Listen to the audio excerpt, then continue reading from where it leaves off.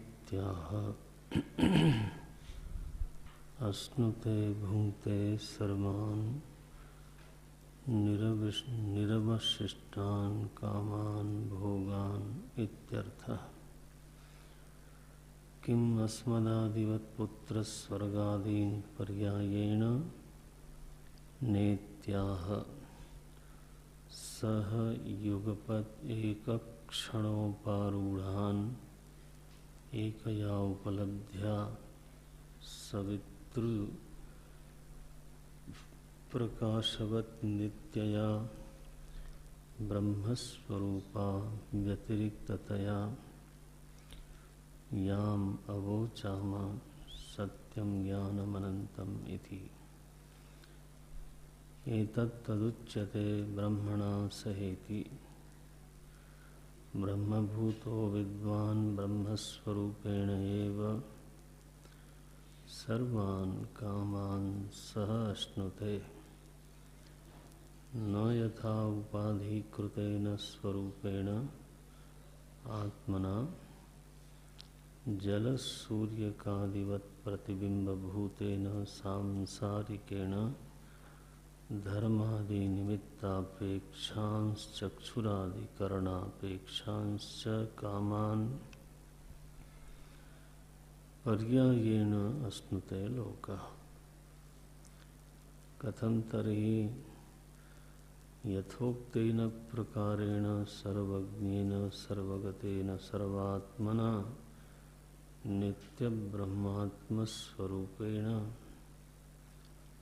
धर्मादिनिमित्तानपेक्षांश्चक्षुरादिकरणनिरपेक्षांश्च सर्वान् कामान् सहैवाश्नुत इत्यर्थः। विपश्चिता मेधाविना सर्वज्ञेन तद्हि वैपश्चित्यं यत्सर्वज्ञत्वं तेन सर्वज्ञस्वरूपेण ब्रह्मणा अश्नुते इति शब्दो मंत्र परिसमाप्त्यर्थः। सर्व एव वल्यर्थो ब्रह्मविद् आप्नोति परमिति ब्राह्मणवाक्येन सूत्रितः। स च सूत्रितः अर्थः संक्षेपतः मंत्रेण व्याख्यातः। पुनः तस्यैव विस्तरेणार्थनिर्णयः कर्तव्यः इति उत्तरः तद्वृत्तिस्थानीयो ग्रन्थः आरभ्यते। तस्मात् वा एतस्मात् इत्यादि। तत्र च सत्यं ज्ञानमनन्तं ब्रह्म इति उक्तं मंत्रादौ। तत्कथं सत्यं ज्ञानमनन्तं च इति अत आह। तत्र त्रिविधं हि अनन्त्यं देशतः कालतः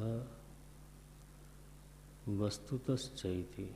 तद्यथा देशतः अनन्तः आकाशः नहि देशतः तस्य परिच्छेदोऽस्ति, न तो कालतश्च अनन्त्यं वस्तुतश्च आकाशस्य कस्मात् कार्यत्वात्। न एवं ब्रह्मणः आकाशवत् कालतोपि अन्तवत्वम् अकार्यत्वात्। कार्यं हि वस्तु कालेन परिच्छेद्यते।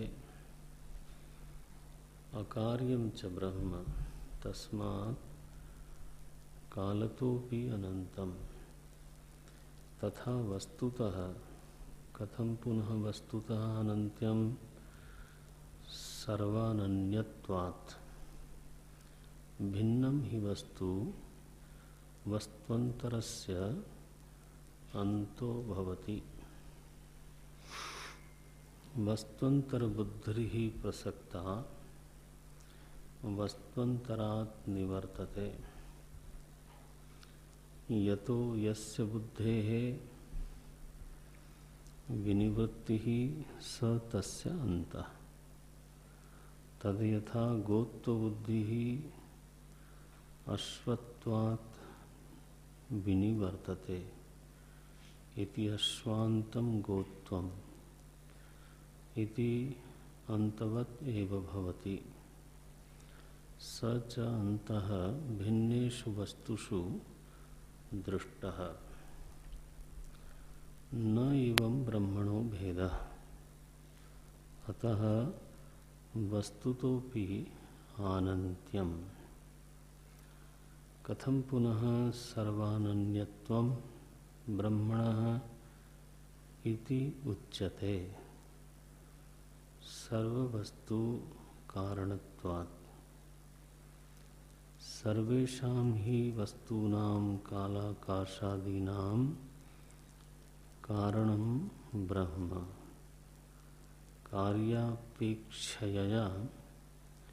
कार्यापेक्षया वस्तुतः अन्तवत्वम् इति चेत् न।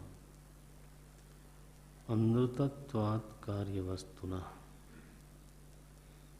न हि कारणव्यतिरेकेण कार्यं नाम वस्तुतोऽस्ति। यतः कारणबुद्धिर्विनिवर्तेत। वाचारम्भणं विकारो नामधेयं मृत्तिकेत्येव सत्यम्। एवं सत् एव सत्यम् इति। श्रुत्यन्तरात्। तस्मात् आकाशादि कारणत्वात् देशतः तावत् अनन्तं ब्रह्म। आकाशो हि अनन्त इति प्रसिद्धम्। देशतः तस्य चायं कारणं तस्मात् सिद्धं देशतः आत्मनः आनन्त्यम्। न हि असर्वगतात् सर्वगतम् उत्पद्यमानं लोके किंचित् दृश्यते। अतः निरतिशयम् आत्मनः आनन्त्यम्। देशतः तथा अकार्यत्वात् कालतः तद्भिन्नवस्त्वन्तराभावाच्च वस्तुतः। अतएव निरतिशय सत्यत्वम्। तस्मात् इति मूलवाक्य सूत्रतम ब्रह्म परामृश्यते। एतस्मात् इति मंत्रवाक्येन अनन्तरं यथा लक्षितं यद ब्रह्म आदौ ब्राह्मणवाक्येन सूत्रितं यच्च सत्यं ज्ञानमनन्तं ब्रह्म इति अनन्तरम् एव लक्षितं। तस्मात् एतस्मात् ब्रह्मणः आत्मनः आत्मशब्दवाच्यात् आत्मा हि तत्सर्वस्य तत्सत्यं स आत्मा इति श्रुत्यन्तरात्। अतः ब्रह्म आत्मा। तस्मात् एतस्मात् ब्रह्मणः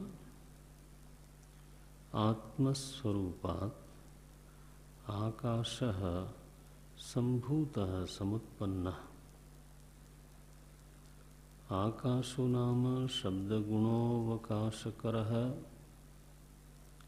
आकाशो नाम शब्दगुणः अवकाशकरः मूर्तद्रव्याणां। तस्मात् आकाशात् स्वेन स्पर्शगुणेन पूर्वेण च कारणेन शब्देन द्विगुणो वायुः सम्भूत इति अनुवर्तते।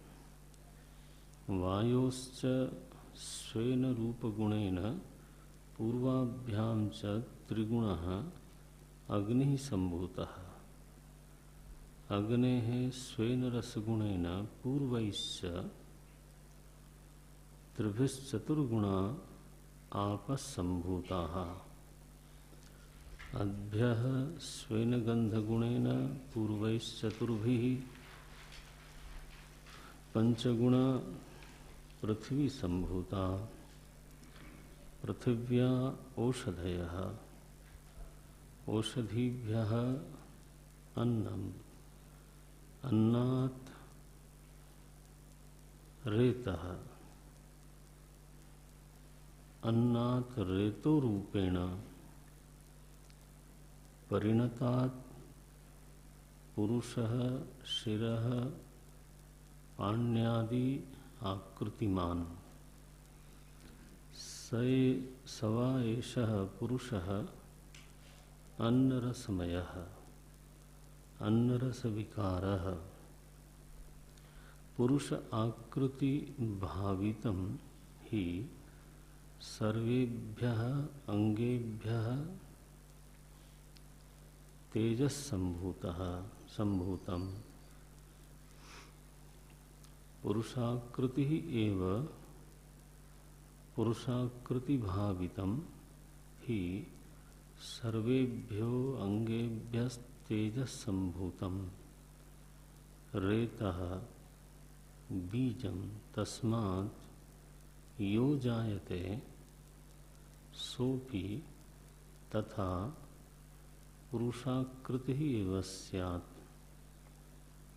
सर्वजातिषु जायमानानां जनकाकृति नियम दर्शनात्। ओम।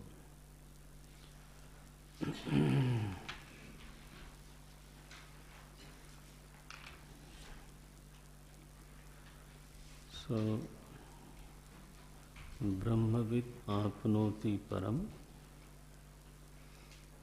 तदेशाभ्युक्तम् सत्यं ज्ञानम अनंतम ब्रह्म यो वेद निहितं गुहायां परमे व्योमन्न सोष्णुते सर्वान् कामान् सह ब्रह्मणा विपश्चिता इति। ब्रह्मणा विपश्चितेति।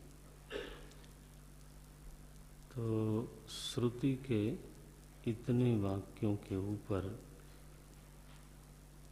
भगवान भाष्यकार ने भाष्य लिखा। अब श्रुति के ही आगे के वाक्यों पर भाष्य आरंभ करते हैं। आगे का वाक्य है तस्माद् वा एतस्मात् आत्मनः आकाशः सम्भूतः। आकाशात् वायुः, वायोरग्निः, अग्निरापः, अद्य पृथिवी, पृथिव्या ओषधयः, ओषधीभ्यः अन्नम्, अन्नात् पुरुषः, सवा एष पुरुषः अन्नरसमयः तस्य इत्यादि। सो अब इन वाक्यों की तरफ भगवान आगे बढ़ते हैं। सर्वम देखो, सर्वम एव वल्यर्थः ब्रह्मविद् आपनोति परमिति ब्राह्मण वाक्येन सूत्रतः। समूची वल्ली का जो अर्थ है वो इस ब्राह्मण वाक्य से सूत्रित किया गया। ब्राह्मण वाक्य क्या है? ब्रह्मविद् आपनोति परमिति।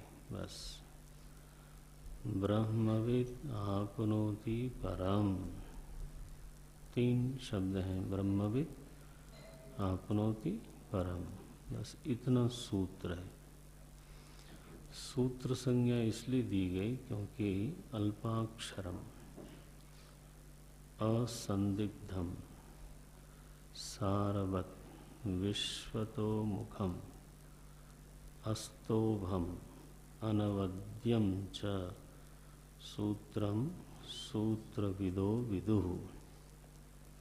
सूत्र की परिभाषा है कि किसी विषय को बताने के लिए जब कम से कम शब्दों का, अक्षरों का बल्कि लिखा है अल्पाक्षरम, कम से कम शब्दों का जब प्रयोग किया जाता है, लेकिन शब्दों की कमी के कारण विषय में कोई अस्पष्टता नहीं आती और संदिग्धम, और जो विषय है वह भी सारवान होना चाहिए, सारवत, और जब उसका खुलासा किया जाए तो अस्तोभम, और अनवद्यम, अनवद्यम माने होता है जिसमें किसी प्रकार का दोष न हो, अनिंद्य हो, निर्दोष वाक्य हो। अनवद्यम च सूत्रम सूत्रविदो विदुः, सूत्रकारों और सूत्र के जानकारों ने सूत्र का ये लक्षण किया है। अल्पाक्षरम असंदिग्धम सारवत विश्वतोमुखम अस्तोभम अनवद्यम च, ये 6 लक्षण सूत्र के बताए हैं। सो ब्रह्मविद आपनोति परम, यह जो वाक्य है इसमें ये सारे लक्षण घटते हैं। अल्पाक्षरम भी है, सारवत भी है, असंदिग्ध भी है, विश्वतोमुखम भी है, अस्तोभम भी है और अनवद्यम भी है। इसलिए सूत्रतः ये वाक्य कहाँ आया? बोले ब्राह्मण वाक्य ना, तैत्तिरीय शाखा के ब्राह्मण भाग का ये वाक्य है। लेकिन इसी ब्राह्मण भाग ने फिर मंत्र भाग का उद्धरण दिया, तो सूत्र की अत्यंत संक्षिप्त जो व्याख्या है वो मंत्र भाग से ली गई। क्या बोलते हैं? सत्यम ज्ञानम सच सूत्र तो अर्थः, वो जो सूत्रित अर्थ है उसका क्या हुआ? संक्षेपतः मंत्रेण व्याख्यातः, सूत्रित अर्थ की संक्षेप में मंत्र वाक्यों से व्याख्या की गई। मंत्रेण, हाँ मंत्रेण माने मंत्र भाग, हाँ वो याद रखना, मंत्र भाग से उसी सूत्र की व्याख्या की गई। पुनः तस्यैव विस्तरेण अर्थ निर्णय कर्तव्य। अब बचा क्या है? संक्षेप व्याख्या हो गई, लेकिन अब विस्तार से व्याख्या की आवश्यकता है, विस्तार से व्याख्या का कर्तव्य है। तो जो प्राचीन लेखन परिपाटी है उसका यहाँ भाष्यकार ने परिचय भी करा दिया। हमारे जो रचनाकार लोग हुए प्राचीन काल में, वो जो मूल ग्रंथ अपने दर्शन का लिखते थे वो तो सूत्र रूप में ही होता था। तो वेदांत सूत्र है, जैसे ब्रह्म सूत्र, जैमिनी सूत्र है, सांख्य सूत्र है, योग सूत्र है, न्याय सूत्र है, वैशेषिक सूत्राणी, ये सारे जो ग्रंथ हैं हमारे मूल में सूत्र हैं। जैसे व्याकरण में भी आप पढ़ते हैं सूत्र है, पाणिनि सूत्र है। तो ये हमारी प्राचीन लेखन परंपरा है, प्राचीन लेखन की परिपाटी है। अब उसका कहीं लोप हो गया, क्योंकि सूत्र की रचना करने में तो थोड़ी ज़्यादा तपस्या चाहिए, क्योंकि वो 6 के 6 लक्षण उसमें घटाना जरूरी है। जैसे पाणिनि महर्षि ने जो सूत्र बनाए वो एक तरह से विश्व का आश्चर्य माना जाता है। हमारे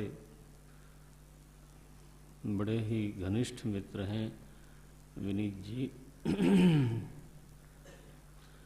वो तो साइंस के विद्वान हैं, IITN है, IIT से पास हुए, MTech PhD की प्रोफेसर है, तो फिर वो नौकरी छोड़ के वो पढ़े। तो मैं जब पढ़ता था तो वो भी साथ में थे। तो पढ़ने के बाद फिर वो इसी क्षेत्र में लगे। अब आईआईटी ही उनको स्पॉन्सर करती रहती है, रिसर्च करते हैं। तो कानपुर में करीब 6-7 साल रहे। तो उनका एक सब्जेक्ट था द इंडियन लॉजिक, तो भारतीय तर्कशास्त्र, वो पश्चिम के तर्कशास्त्र की अपेक्षा उसकी स्थिति क्या है। तो उसमें महर्षि पाणिनि की जो सूत्र व्यवस्था है ना, उस पर उनकी रिसर्च रही।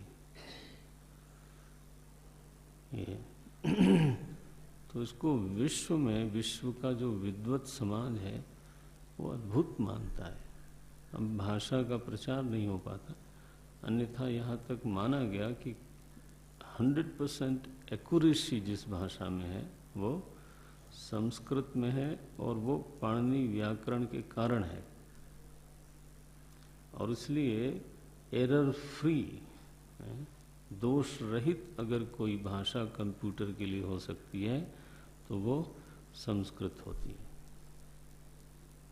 अब कभी हो सकता है कि वो ऐसा समय आवे कि लोग भाषा को जानें और उस तरफ बढ़ें, क्योंकि एरर जो कंप्यूटर का युग है उसमें एक भी दोष जो है वो ब्लंडर बना सकता है ना। तो एरर नाम की चीज बिल्कुल स्वीकार्य नहीं है, लेकिन वो तो विश्व में उस भाषा का पहले प्रचार हो गए। तो ये सूत्र रचना के लिए बोध ज्यादा जरूरी है, प्रज्ञा का विकास चाहिए। सूत्र एक परिपाटी भी, फिर संक्षिप्त व्याख्या, और फिर अब बोलते हैं विस्तरेण कर्तव्यः। अब विस्तृत व्याख्या, व्यास करना उसका, उस अर्थ का प्रकाश करना, उस अर्थ का विस्तार करने की सामर्थ्य होना, ये 3 हम देखते हैं अपने ग्रंथों में। श्रुति के मंत्र हैं, श्रुति के मंत्र हैं, और फिर उसके ऊपर फिर भाष्य है, फिर टीका है, फिर टिप्पणी है। ये तो अभी तक आपने देखा है। बड़े ग्रंथों में फिर बीच में एक वृत्ति भी होती है, वार्तिक भी होती है, टिप्पणियों पर टिप्पणी होती है। ये तो स्वतंत्र ग्रंथ न लिख करके तो मूल ग्रंथ जो प्रमाण वाक्य है, श्रुति जो प्रमाण है, वहां से शुरू होता है, और सारे हमारे आचार्य लोग उसी के नीचे नीचे नीचे नीचे काम करते चले जाते हैं। ये देखिए स्वतंत्र ग्रंथ भी लिखे गए, और एक ही ग्रंथ पर विवरण करते करते 5-5, 8-8 ग्रंथ उपलब्ध हो जाते हैं। और क्यों? क्योंकि मूल ग्रंथ में प्रमाण बुद्धि है। स्वतंत्र ग्रंथ में वो प्रमाण भाव उतना नहीं आता। श्रुति तो मूल प्रमाण है। तो अब देखो कैसे भाष्यकार बोलते हैं, सूत्र तो अर्थः, फिर संक्षेप तो व्याख्यातः। अब क्या बोलते हैं, विस्तरेण अर्थ निर्णय कर्तव्यः इति उत्तरः। उत्तरः ग्रंथ माने आगे के जो वाक्य हैं वो इसी अर्थ में आते हैं। इति उत्तरः तद वृत्ति स्थानीय, वृत्ति माने विवरण, हाँ, तद वृत्ति स्थानीय ग्रंथः आरभ्यते। सो ब्रह्मविद आपनोति के ऊपर वृत्ति के स्थान पर आगे का ग्रंथ आरंभ होता है। किन शब्दों से? तस्मात् एतस्मात् इत्यादि। तस्माद् वा एतस्माद् आत्मनः आकाशः संभूतः, इस वाक्य से संकेत कर दिया। तत्र च सत्यम ज्ञानम अनंतम ब्रह्म इति उक्तम मंत्रादौ। मंत्र के आरंभ में ही ब्रह्म को सत्यम ज्ञानम अनंतम ब्रह्म ऐसा कहा गया। तत्कथम, अब फिर से प्रश्न उठाते हैं, तत्कथम, तत्कथम सत्यम ज्ञानम अनंतम च इति। आह, ये सत्यम ज्ञानम अनंतम ये कैसे है, इसके बारे में फिर बोलते हैं। तत्कथम सत्यम ज्ञानम अनंतम च इति अत आह। तो सत्यम की तो परिभाषा हो गई, ज्ञानम की परिभाषा हो गई, व्याख्या भी हो गई, और बल्कि कहना चाहिए विस्तार से व्याख्या हो गई। अब फिर से उस पे प्रश्न उठाते, कथम सत्यम, कथम ज्ञानम। तो इस प्रश्न के उत्थापन का हेतु क्या बन रहा है? बोलते हैं सत्यम और ज्ञानम में अनंतता की स्थिति क्या है, अनंत का स्वरूप क्या है, अभी ये पूरी तरह से निर्धारित नहीं हुआ था, और उसका निर्धारण बहुत आवश्यक है। सत्यम का लक्षण किया गया, यत् रूपेण यत् निश्चितम तत् न व्यभिचरति तत्सत्यम। माने जो निर्विकार अस्तित्व है उसका नाम है सत्य, और वह जो अस्तित्व है वो चिन्मय होना चाहिए, उसके लिए कहा ज्ञान। और ज्ञान कैसा हो? बोले ज्ञान वह हो जो वृत्ति रूप न हो, क्षणिकत्व न हो उसमें। ज्ञान वह हो जिसमें ज्ञातृत्व न हो, ज्ञेयत्व न हो, उभयत्व न हो। ज्ञान चिन्मय वस्तु का नाम है, और वो वस्तु कैसी है? निर्विकार। सत्यम शब्द से निर्विकार लिया। सो ज्ञान निर्विकार वस्तु रूप है, न कि वृत्ति रूप है, भाव साधना। चेतना स्वयं एक वस्तु है, चेतना क्रिया नहीं है, कर्ता नहीं है। चेतना कारक की परिधि में आने वाली चीज नहीं है। ये चेतना एक अस्तित्व है, चेतन ही है और है चेतन। माने सत चिन्मय है और चित सन्मय है। सत निर्विकार है और यह चिन्मयी सत्ता निर्विकार है, न कि जड़मयी सत्ता निर्विकार है। यहाँ तक तो हो गई। लेकिन अब अनंत शब्द पर केवल एक आध शब्द भाष्य लिखा था भाष्यकार ने, तो उसकी पूरी व्याख्या भी होनी शेष है। वो बोलते हैं तत्र च सत्यम ज्ञानम अनंतम ब्रह्म इति उक्तम मंत्रादौ तत्कथम सत्यम ज्ञानम अनंतम च इति अत आह। तत्र देखो, अनंत शब्द से ही शुरू ही करते हैं। तत्र त्रिविधम ही अनंत्यम, बहुत ही मधुर और गंभीर भाष्य है, महत्व का भाष्य है, ध्यान से लेना इसको। तत्र त्रिविधम ही अनंत्यम, अनंतता तीन तरह की होती है। क्या है? देशतः कालतः वस्तुतश्च इति। देशतः देश की अनंतता, काल की, और वस्तुतः देश काल वस्तु तीनों की एक अनंतता होती है। देशतः कालतः वस्तुतश्च इति तद यथा। अब दृष्टांत देते हैं इस बात को समझाने के लिए। तद यथा देशतः अनंतः आकाशः। देशतः जो अनंत्य है वो कहाँ है? बोले वो आकाश में है। देशतः जो अनंतता है, इन्फिनिटी है वो है आकाश। देशतः अनंतः आकाशः नहीं देशतः तस्य परिच्छेदोस्ति। ऐसा कोई देश नहीं मिलेगा जहाँ आकाश न हो। देश का ही नाम आकाश है।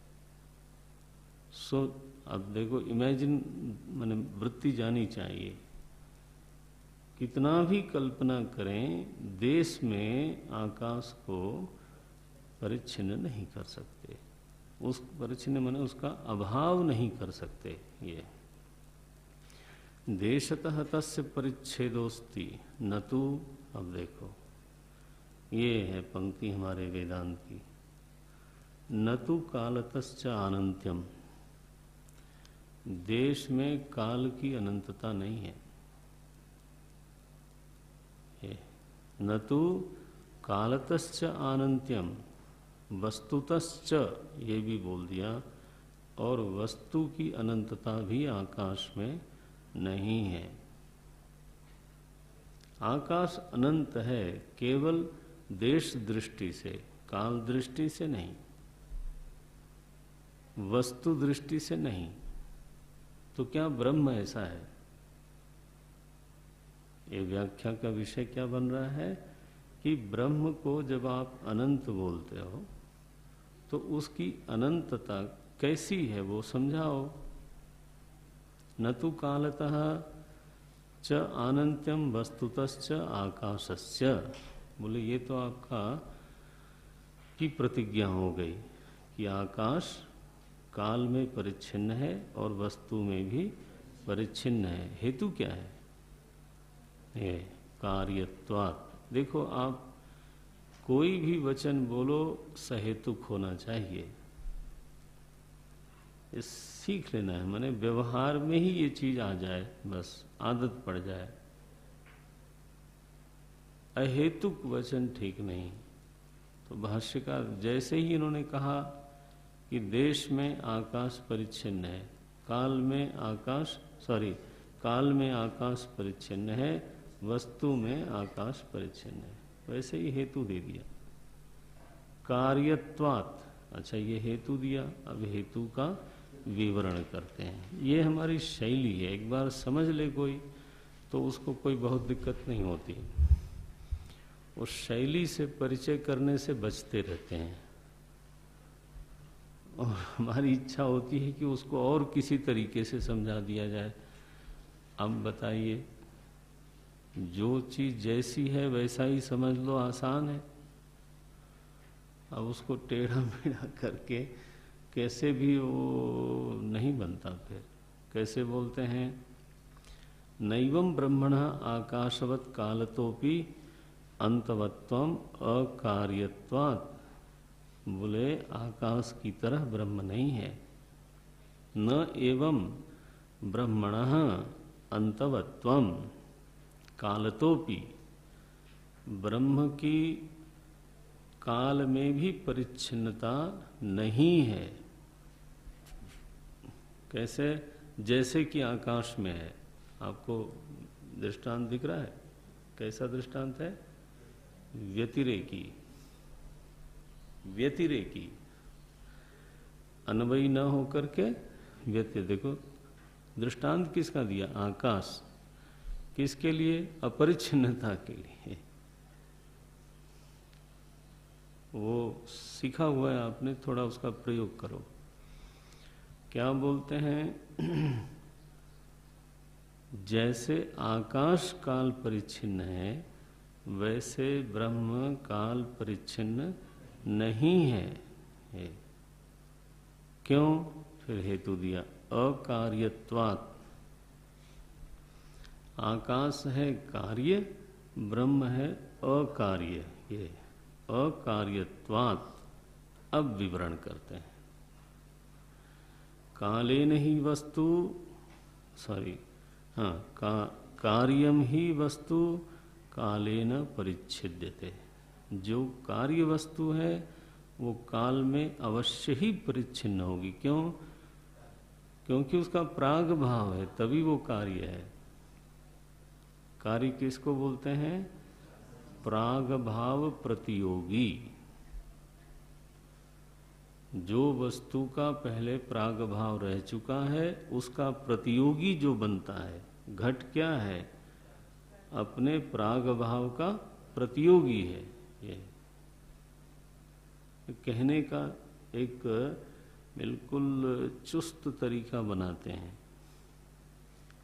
कार्य कोई वस्तु तभी कही जा सकती है जब किसी काल विशेष में उसका अभाव रहा हो। तो अभाव, काल में अभाव होने से वहीं पर काल परिच्छेद हो गया, आया ना? इसीलिए फिर कहा जाता है कि उसका प्रध्वंसाभाव भी अवश्य होगा। जातस्य ही ध्रुवो मृत्यु। तो यत् कार्यम तत्काल परिच्छिन्नम, ये विवरण हो गया, नियम हो गया एक तरह से। यत् कार्यम तत्काल परिच्छिन्नम अवश्यम परिच्छिन्नम, कार्यम ही वस्तु कालेन परिच्छिद्यते, अकार्यम च ब्रह्म। ब्रह्म कैसा है? बोले अकार्यम तस्मात्। इसका क्या मतलब है कि अगर ब्रह्म की अनंतता को समझना है, यदि ब्रह्म की अनंतता की ठीक ठीक प्रमा बनानी है, तो यह समझना अति आवश्यक है कि वो कार्य नहीं है। जब तक ये बात समझ में नहीं आएगी, उसको कहीं कार्य की कोटि में अगर हमने रखा हुआ है, तो कभी भी वो काल की अनंतता की श्रेणी में नहीं आने वाला है। आकाश इतना अनंत होने पर भी काल में परिच्छिन्न हो गया। क्यों? कार्य है इसलिए। तो जब कई बार ये साधक लोग चर्चा करते हैं कि ब्रह्म का कारणत्व सिद्ध करने की क्या जरूरत है, बात खत्म करिए, वो चेतन दृष्टा है, बात हुई पूरी? वो नहीं हुई पूरी। वेदांत की अपूर्वता क्या है? कैसे बोलते हैं?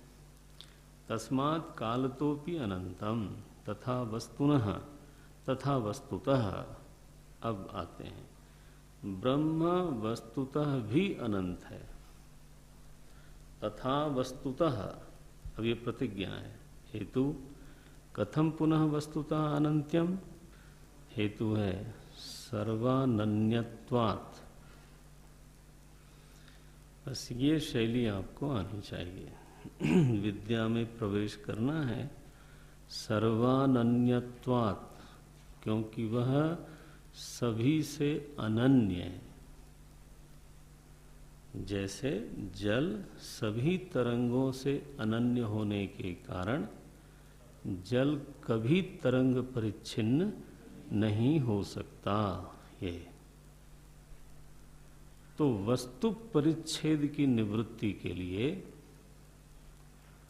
उसको अनन्य होना आवश्यक है। और काल अपरिच्छिन्न होने के लिए उसको अकार्य होना जरूरी है।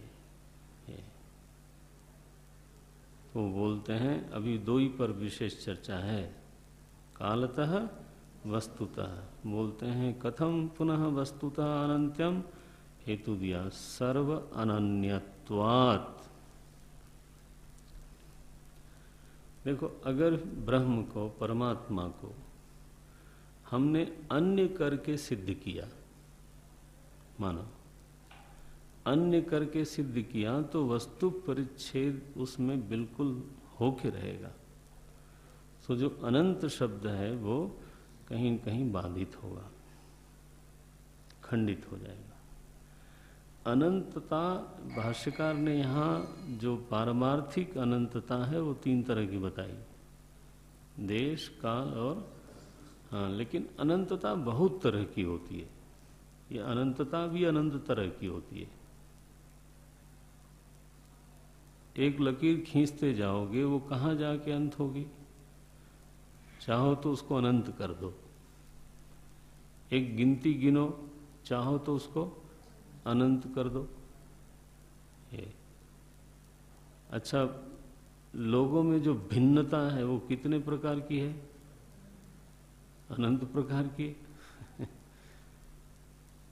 एक एक रंग की अगर वैरायटी करनी जाए तो गिनना मुश्किल है। हरा रंग कितने प्रकार का होता है। अगर शेड का अंतर देखने लग जाए तो संभव है आप ये कहें कि ये अनंत है। गुणों की गिनती, क्रियाओं की गिनती, भोगों की गिनती, एक एक की गिनती नहीं हो सकती। तो जब अनंत शब्द का उच्चारण होता है तो ये जानना जरूरी हो जाता है कि आप किस संदर्भ में इस शब्द का प्रयोग कर रहे हो। कितने प्राणी हैं इस धरती पर? कौन गिन के बताएगा? एक खेत की जो जितनी फसलें और घास है ना, वो सब प्राणी हैं, उन्हीं की नहीं कर सकते गिनती। तो यह तो गुणगत अनंतता और शांतता हुई। लेकिन यहां जो अनंतता कही जा रही है वो वस्तुगत है, बिल्कुल मूल अनंतता की ओर इशारा करते हैं। मूल में एक वस्तु को देशतः अनंत होना चाहिए, कालतः होना चाहिए और वस्तुतः होना चाहिए। जब भक्ति संप्रदाय की भाषा में हम लोग बोलते हैं तो भगवान के गुण अनंत हैं। देखो, अब वहां देश काल वस्तु मत लगाना आप। वहां उनके गुण अनंत हैं, वहां उनका प्रभाव अनंत है, वहां उनकी महिमा अनंत है। तो जब वो लोग अनंत शब्द बोलते हैं तो शब्द तो अनंत ही होता है, लेकिन उसका अर्थ ढूंढना चाहिए कि वो है, वो अनंत शब्द का अर्थ क्या है। उनकी लीला अनंत है, ऐसे बोला जा सकता है। और ऐसा सुनते समय या बोलते समय अनंत शब्द का उच्चारण हो गया, संभव है मूल अनंतता पर ध्यान न जाए, संभव है। और वो ध्यान नहीं जाने से ऐसी वृत्ति बन गई कि हमारा परमात्मा अनंत तो है ही है, उसका गुण अनंत है, प्रभाव अनंत है, महिमा अनंत है, लीला अनंत है, ज्ञान अनंत है उसका। लेकिन उसका एक लोक है। अब देखो, तो जैसे ही लोक कहा आपने, आया पकड़ने, देश परिच्छेद की ओर ध्यान ही नहीं गया। अनंतता भी मानते हैं एक तरफ, शक्ति अनंत है, यस शक्ति अनंत है, गुण अनंत है, क्रिया अनंत है, लीला अनंत है, लेकिन वो एक लोक में है। तो उधर अधिक प्रसक्त होने के कारण मन जो है गुण क्रिया लीला आदि में अधिक प्रसक्त होने के कारण जो अनंतता का मूल तत्व है उससे वंचित हो गया, या उधर ध्यान नहीं गया, वहां पे गड़बड़ होती है। तो नित्य विग्रह, नित्य, ये सब चलता रहता है। बोलते हैं तो इसको ध्यान में रखना, अनंतता शब्द का एक पक्का अर्थ होना चाहिए, उसका जो सारे आयाम है वो सामने होने चाहिए। कालतः अपि सर्वानन्यत्वात् वस्तुतः अपि। अब इसका विवरण करते हैं। भिन्नम ही वस्तु वस्तुअंतरस्य अंतो भवति। ये देखो वस्तु परिच्छेद की परिभाषा है। भिन्न वस्तु दूसरे वस्तु का अंत बनती है। ये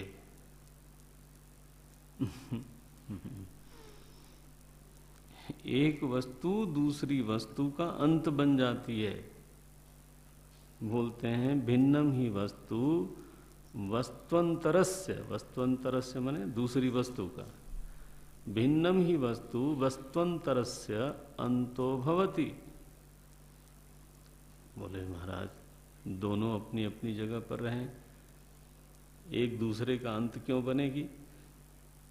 दो ब्रह्मचारी पास पास रहते हों और आप कहो कि हाँ क्या एक ब्रह्मचारी दूसरे ब्रह्मचारी का अंत है, ये तो बहुत फजीहत वाला नियम निकला। ऐसा नियम अगर निकाला जाए तो बहुत मुश्किल है। हाँ, ये जरूर कह सकते हैं कि एक राजा दूसरे राजा का अंत है, लेकिन बेचारे निरीह ब्रह्मचारी ये कैसी शांतता है? एक वस्तु दूसरे वस्तु का अंत कैसे करती है? बोलते हैं वस्तुअंतर बुद्धि ही प्रसक्ता। देखो ये अंतर देश में ले आए उसको। वस्तुअंतर बुद्धि ही प्रसक्ता वस्तुअंतरात् निवर्तते। किसी एक वस्तु में बुद्धि प्रसक्त हो तो वह जो प्रसक्ति है वो सारी दूसरी वस्तुओं से बुद्धि को निवृत्त करती है। तो वो जो वस्तुएं निवृत्त हो गई उनका अंत हो गया। प्रमादेश में उनकी उपस्थिति नहीं हो पाई। उनको अनुपस्थित करने वाला कौन है? बोले प्रसक्त बुद्धि, एक वस्तु में प्रसक्त बुद्धि। घटाकार वृत्ति बनी तो जब तक वो बनी रहेगी तब तक पटाकार वृत्ति आ नहीं सकती, और पटाकार वृत्ति बनते ही घटाकार की निवृत्ति, उसका अंत हुआ। तो वस्तु सब की सब इसी तरह से एक दूसरे को व्यावृत्त करके, एक दूसरे को निवृत्त करके ही वृत्ति में उपस्थित होती हैं। तो इनका जो वस्तु परिच्छेद है वहां देख लो आप। ये बोलते हैं वस्तुअंतर बुद्धि ही प्रसक्ता वस्तुअंतरात् निवर्तते यतः यस्य बुद्धेः विनिवृत्ति स तस्य अंतः। जिस वस्तु की बुद्धि निवृत्त हो गई समझो उस वस्तु का अंत हो गया। अब अभी इतना समझो कि मन में अंत हो गया। कम से कम जिस वस्तु की बुद्धि का अंत हो गया, निवृत्ति हो गई, उस वस्तु का अंत हो गया।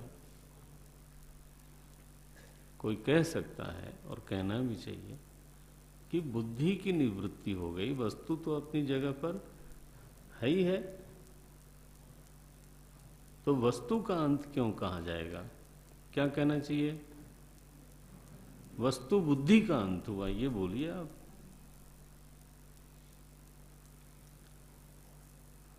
वस्तु का अंत क्यों बोलते हो? कैसे लिखते हैं देखो, यतो यस्य बुद्धेः विनिवृत्ति तस्य अंतः, यस्य विनिवृत्ति तस्य अंतः। ये नहीं कहा जा रहा है कि बुद्धि की निवृत्ति हो गई। इसको कैसे करोगे? इसका एक मनन के लिए दृष्टांत ले लें आप। स्वप्न में जिस वस्तु की बुद्धि की निवृत्ति हो गई वही उस वस्तु का अंत है या नहीं है? पकड़ में आता है? क्योंकि ऐसा नहीं, स्वप्न तो दृष्टि सृष्टि है ना। चूंकि आप देख रहे हो इसलिए है, ऐसा नहीं है कि चूंकि वो है इसलिए आप देख रहे हो। स्वप्न की स्थिति ऐसी है, दृष्टि है इसलिए सृष्टि है। ये नहीं कि जब आप नहीं भी देखोगे तब भी वस्तुएं वहां रहेंगी, ये नहीं होता। दर्शन काल में ही वृत्ति भी है और वस्तु भी है। ऐसी स्थिति है। अब ये पाचन में बहुत कठिनाई होती है, लेकिन ध्यान रखना कि क्षणिक विज्ञानवाद का भी यही मत है। जब आप वस्तु को विज्ञान मात्र समझते हो, इसका मतलब क्या होता है कि जब विज्ञान है तब वस्तु है। विज्ञान और वस्तु में कोई भेद नहीं है, तभी तो विज्ञानवाद बनेगा। साधारण धरातल पर चर्चा ये है कि विज्ञान है और वस्तु है। तो जब विज्ञान वस्तु का आकार लेता है तब ज्ञान होता है, ये साधारण बात हुई। विज्ञानवादी ने कहा वस्तु और विज्ञान, ये गलत बात है। विज्ञान ही वस्तु है। और दृष्टांत है यथा स्वप्ने। स्वप्न में मित्र की बुद्धि ही मित्र है। और जब आप की वो बुद्धि निवृत्त हो गई तो मित्र की भी निवृत्ति हो गई। मित्र की भी निवृत्ति हो गई, ये कहने की जरूरत नहीं होनी चाहिए, क्योंकि कोई वस्तु और विज्ञान दो अलग अलग चीज है नहीं। तो पहले इस विचार को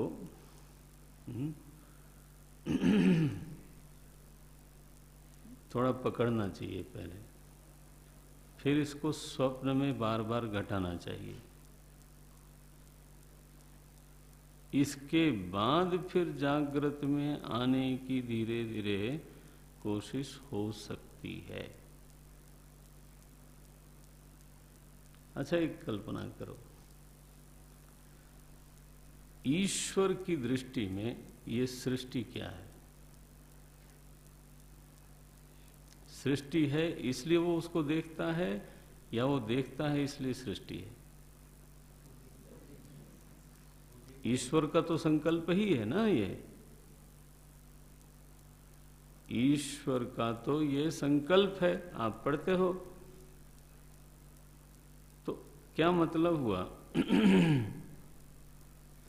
कि जब वो देखना बंद कर देता है तब भी वस्तुएं रहती हैं क्या? तब महाप्रलय होता है। आप लोग ऐसा बोलते हो, पढ़ते हो। इसका मतलब क्या है? अपनी छोड़ दो थोड़ी देर के लिए, ईश्वर की दृष्टि से जगत संकल्प काल में ही है।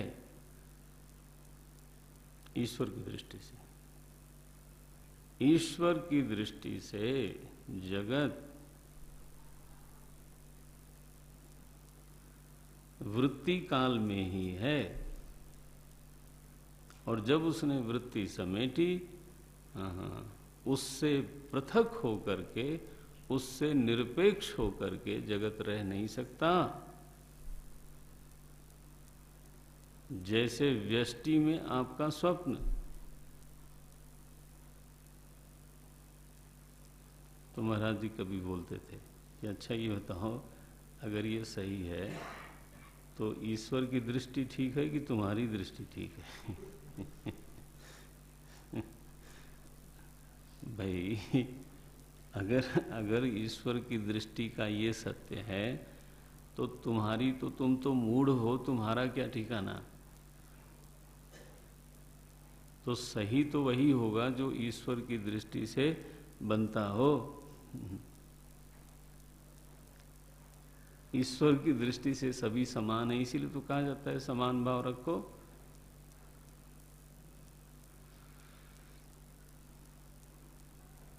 ये आगे धीरे धीरे बड़े ग्रंथों में एक जीववाद, अंततः वेदांत इस एक जीववाद को लेकर के अपनी बात करता है। वो एक वाद है, वो बहुत गंभीर वाद है। उसको माने धीरे धीरे उसका पाचन होता है, लेकिन पहला जो कदम है वो ये है कि इसको ठीक से समझ लेना चाहिए। फिर वो अपने ऊपर अप्लाई करने में टाइम लगता है। अब उन्हीं वादों को लेके बीच बीच में कोई न कोई पंक्तियां ऐसी आती रहती हैं। अब ये क्या पंक्ति है देखो, यतो यस्य बुद्धि विनिवृत्ति स तस्य अंतः, छुट्टी कर दी। इसमें हमारा पूर्व पक्ष क्या है, मैंने समझने के लिए पूर्व पक्ष हटाया कि बुद्धि निवृत्त होने का मतलब ये थोड़ो है कि वस्तु की निवृत्ति हो गई। हम तो जिन चीजों को हम अभी याद नहीं कर रहे हैं उन चीजों के बारे में भी हमारी आस्था ये है, मान्यता ये है कि वो सब चीजें हमारे कमरे में सुरक्षित, थैंक गॉड। वो सब चीजें हमारे कमरे में सुरक्षित हैं, उनकी निवृत्ति नहीं हुई है।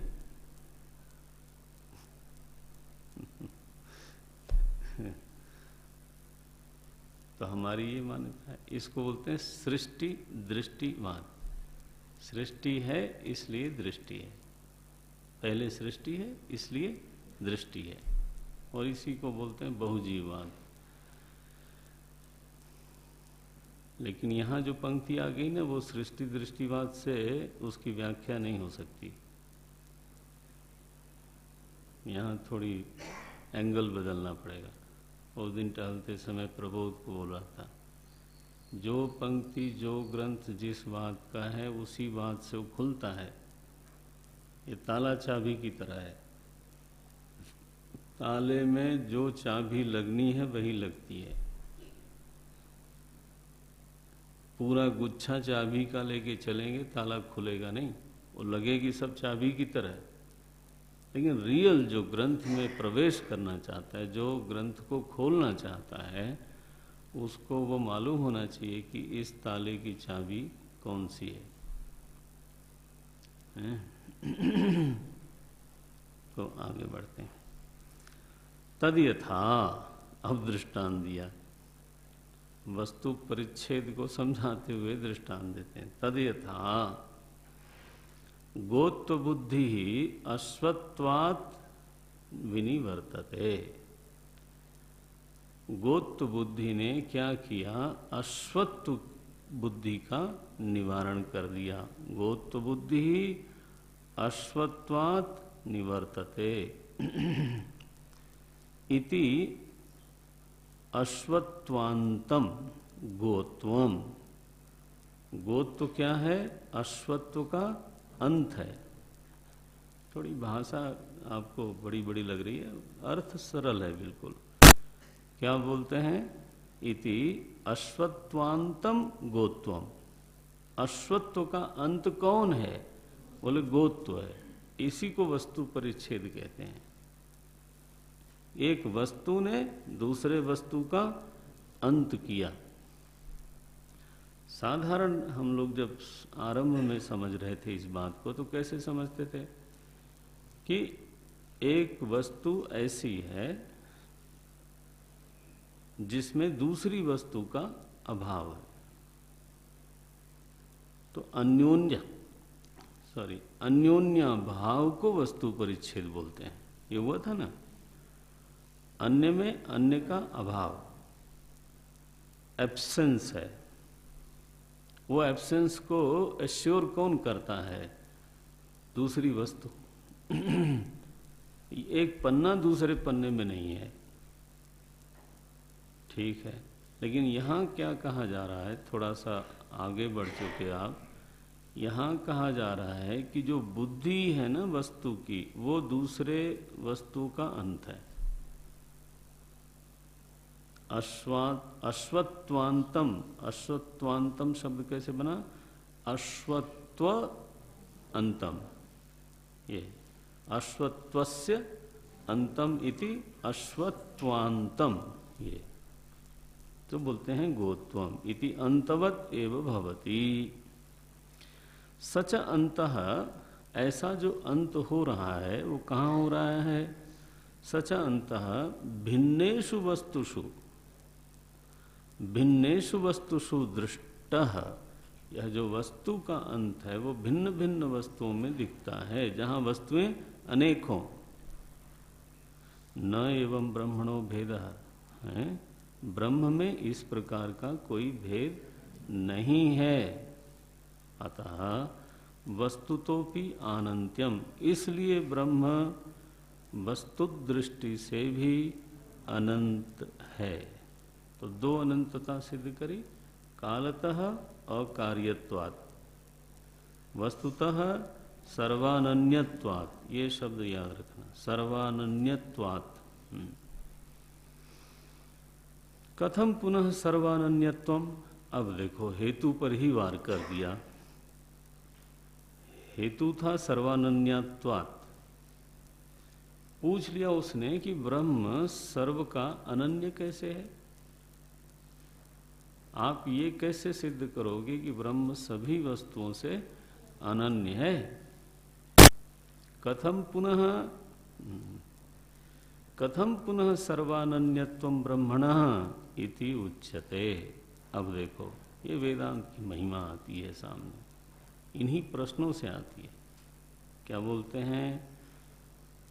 सर्ववस्तु कारणत्वात्, हेतु है क्योंकि सभी वस्तुओं का वो कारण है। अब देखो, काल में अनंतता सिद्ध करने के लिए यह जानना जरूरी है कि ब्रह्म कार्य नहीं है, लेकिन वस्तु में अनंतता समझने के लिए जानना बहुत जरूरी है कि वो कार्य तो नहीं है, लेकिन सबका कारण वही है।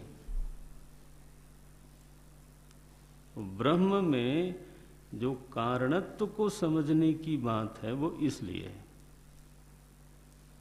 अगर वो कारण नहीं होगा तो अनन्य नहीं होगा,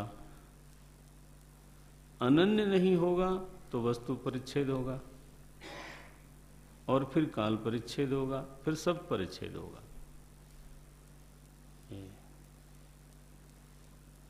बोले आत्मा का ध्यान करिए, कार्य कारण वगैरह पे क्या ये विस्तार करना, सृष्टि के बारे में सोचना बड़ा अजीब सा लगता है।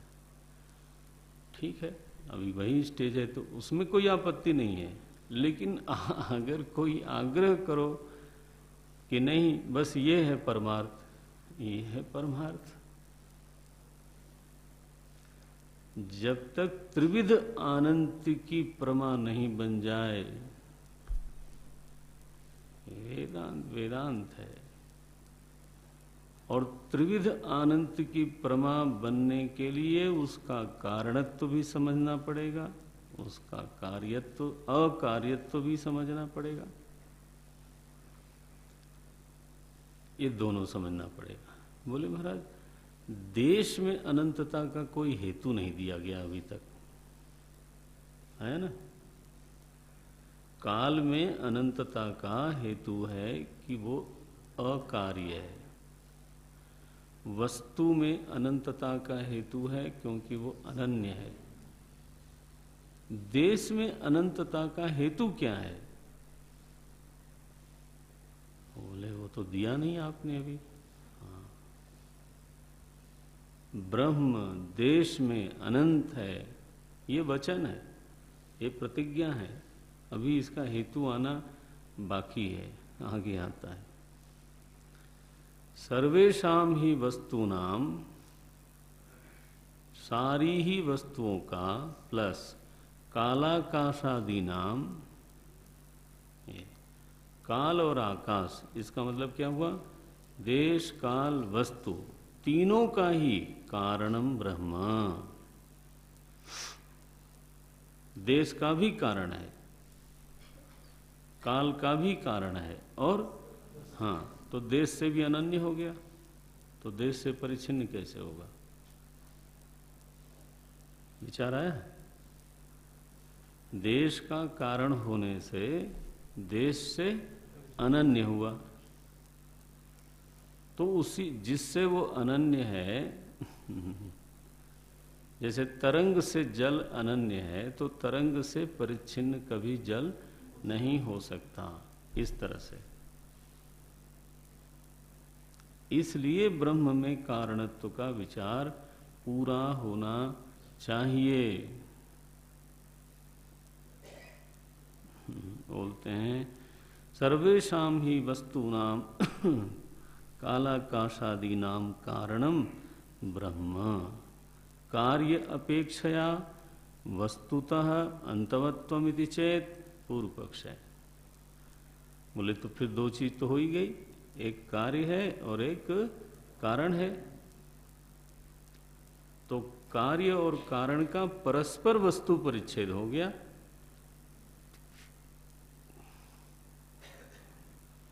ऐसा अगर हम कहें तो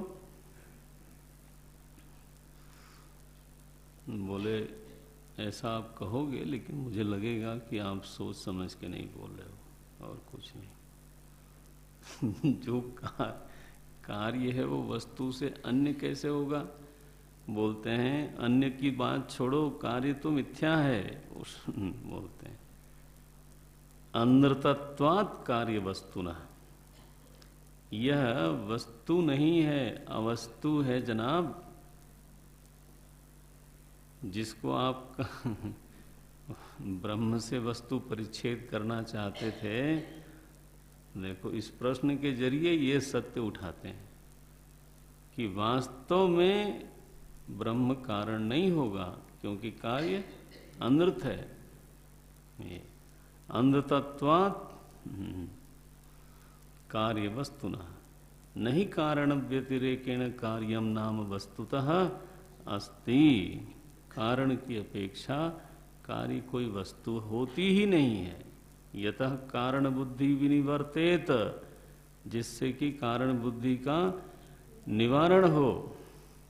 वाचारंभणम विकारो नामधेयम मृत्तिकेत्येव सत्यम एवं सत एव सत्यम इति छांदोग्य श्रुति उद्धृत की भाष्यकार ने कि जो कारण है, कार्य है, वो तो केवल नाम नाम के लिए है।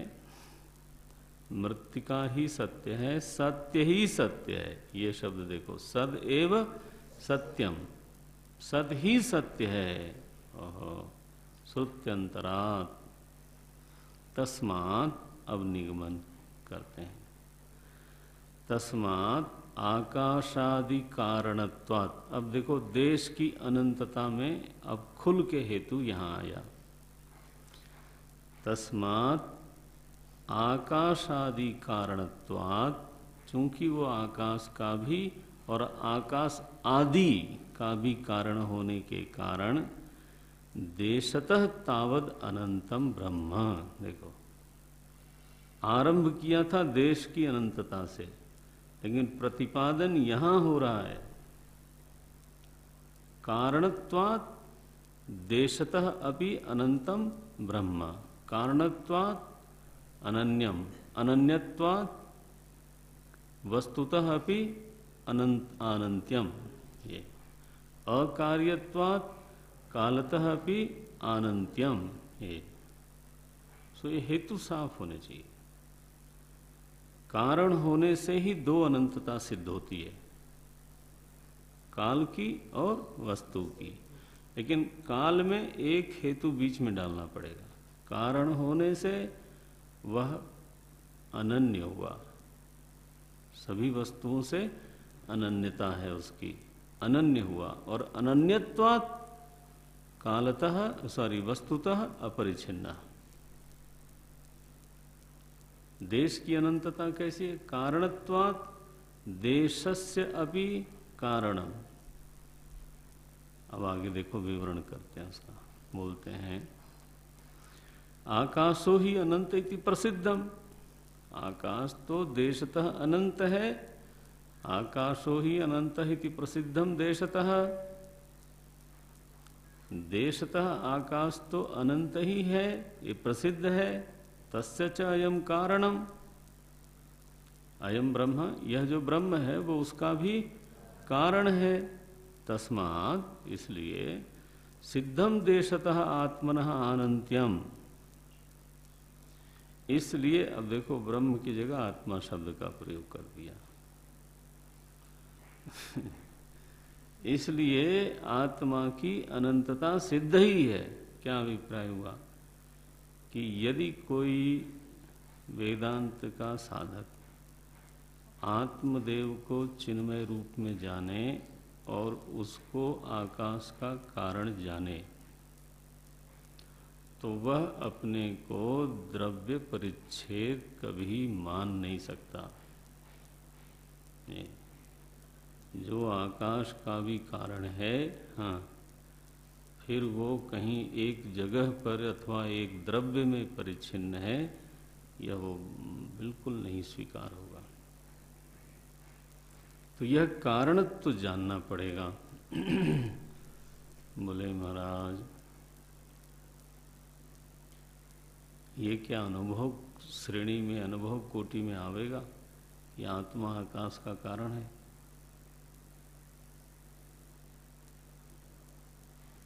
कभी प्रत्यक्ष प्रमाण से जाना जाएगा? वो तो संभव नहीं है। और प्रत्यक्षाश्रित अनुमान से संभव नहीं है। फिर आत्मा को आकाश का कारण, बोले केवल श्रुति प्रमाण से इसको जानोगे आप, क्योंकि इसी श्रुति में इतना बड़ा वाक्य आया, तस्माद् वा एतस्माद् आत्मनः आकाशः सम्भूतः। आप समझते हो, इसीलिए अपौरुषेय प्रमाण हो जाता है ना ये, क्योंकि जो बात प्रत्यक्ष बोल नहीं सकता वो अनुमान अर्थापत्ति भी नहीं बोल सकते। तो ये वाक्य कैसे कोई बोल सकता है कि क्या, कि आत्मा आकाश का कारण है? अब श्रुत्यनुसारी आप उपपत्ति करो, अनुमान करो, तर्क करो। प्रत्यक्षानुसारी नहीं, बल्कि श्रुत्यनुसारी। तब तर्क से अनुग्रहित होकर के बुद्धि इस महासत्य को पचावेगी, धारण करेगी। पढ़ लेते हैं पूरा। बोलते हैं, तस्मात् आकाशादि कारणत्वाद्देशतः तावत् अनंतम ब्रह्म आकाशो ही अनंतः इति प्रसिद्धम देशतः तस्य च अयम कारणम तस्मात् सिद्धम देशतः आत्मनः अनंत्यम। बोले प्रभु सिद्ध तो हो गया, लेकिन मुझे उतना साफ नहीं हुआ। तो अगला वाक्य बोलते हैं, नहीं असर्वगतात् सर्वगतम उत्पद्यमानम लोके किंचित दृश्यते। बोले असर्वगत से, हाँ, सर्वगत उत्पन्न नहीं हो सकता। आकाश बेटा है ना, उसका कार्य है ना। तो अगर आकाश सर्वगत है तो इसका कारण तो असर्वगत नहीं हो सकता।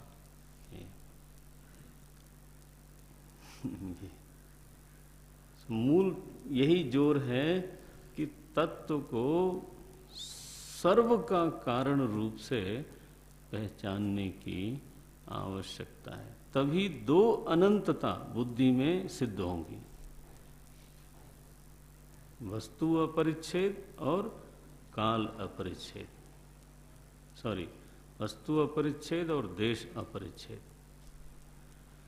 और यह भी जानना जरूरी है कि ब्रह्म कभी भी कार्य नहीं है। अकार्य जब तक उसको नहीं जानेंगे तब तक काल की अपरिच्छिन्नता समझ में नहीं आएगी। आत्मा को अकार्य समझना ये बहुत आवश्यक है। क्या मतलब है? जन्मदिन नहीं मनाना ये बहुत जरूरी है।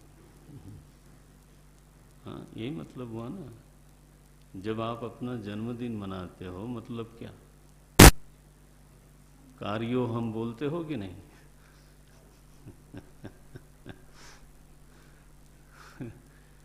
बोले बाधित वृत्ति से मनाते हैं, ईमानदारी से बाधित करना नहीं तो ये कहने के लिए नहीं।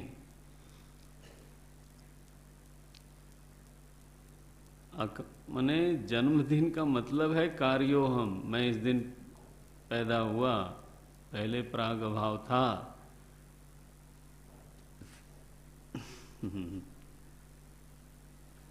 नारायण। तस्मात् सिद्धम देशतः नहीं असर्वगतात् सर्वगतम उत्पद्यमानम लोके किंचित दृश्यते अतः।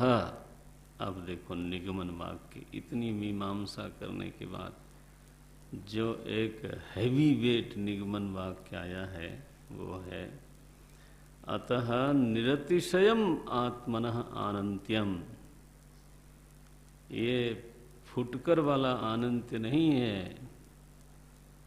आत्मा में जो अनंतता है वो कैसी है? निरतिशयम। ये इसी को कहते हैं पूर्ण।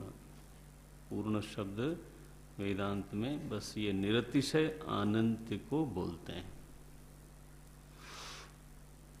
पूर्ण मन क्या? पूर्णम अनेन सर्वम, सर्वम देशमपि कालमपि वस्तु अपि।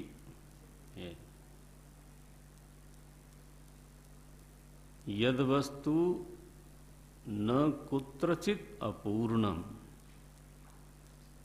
जो वस्तु कहीं भी अपूर्ण नहीं है, खाली नहीं है, एब्सेंट नहीं है, तो जब तक ये निरतिशय आनंद की बात समझ में ना आवे पूर्णम शब्द बोल नहीं सकते। पूर्णम अधः, ये क्या बोला वाक्य श्रुति ने? बोला क्योंकि तुम इदम को अभी समझते नहीं, तो बुद्धि में अस्ति भाव जागृत करो कि एक ऐसी चीज है जो पूर्ण कही जा सकती है। परोक्ष ज्ञान कराती है श्रुति। अधः मने वह, पूर्णम अधः। जब अनंतता वगैरह थोड़ी समझ में आने लगी, मीमांसा हुई, विचार हुआ, तब वाक्य बदला श्रुति ने, पूर्णम इदम। लो जी,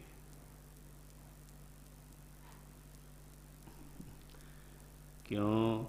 पूर्णात् पूर्णम उदच्यते, उदृच्यते, जायते इत्यर्थ। पूर्ण से पूर्ण ही पैदा हुआ है, अर्थात कुछ पैदा नहीं हुआ है।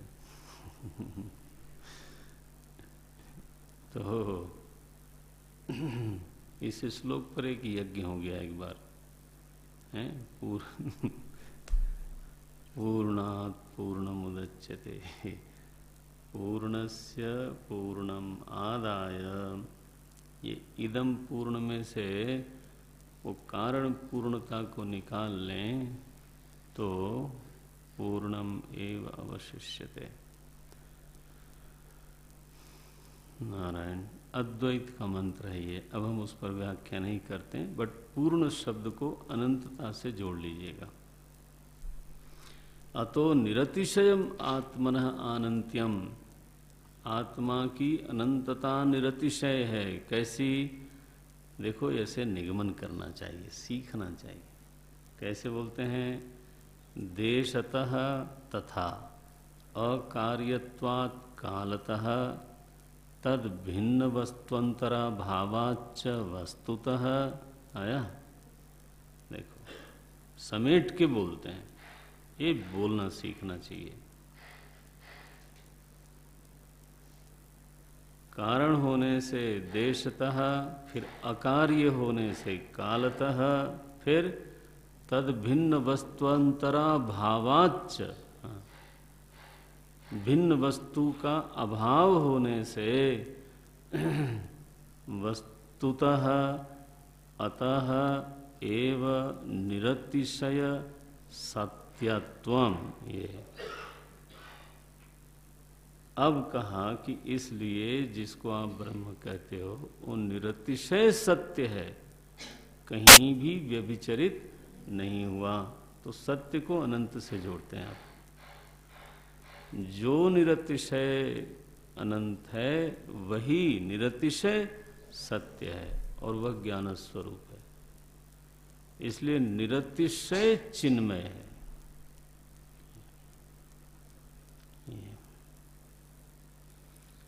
ये शब्द की व्याख्या हो गई। सत्यम ज्ञानम अनंतम ब्रह्म। अब कहते हैं इस ब्रह्म से अब आकाश उत्पन्न हुआ, कल देखेंगे। ओम।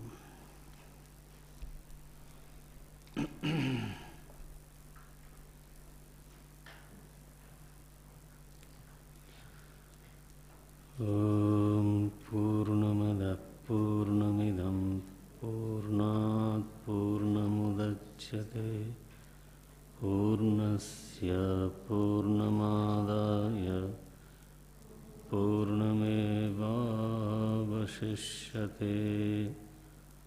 ओम शांति शांति शांति। हरि ओम श्री गुरुभ्यो नमः। हरि ओम।